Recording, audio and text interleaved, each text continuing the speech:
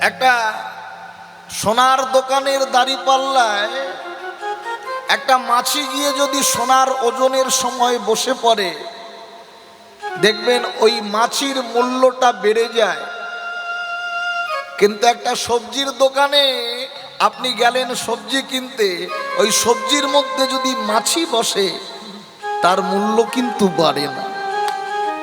তাই নিজের স্থানটা নিজেকেই বেছে নেওয়া উচিত। এমন জায়গায় বসুন যেখানে আমার আপনার মূল্য শ্রীবৃদ্ধি হয়। কেউ দাম দেয় দিক না দিক, তিনি তো দেবে। সেই সঙ্গটাই হলো সাধু সঙ্গ।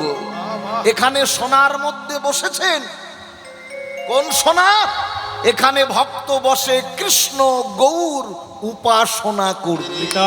গৌর হরি গৌর। আর এই উপাসনা করবার জন্য আমরা বসেছি, আমাদের দাম তো তার চরণে থাকবেই থাকবে।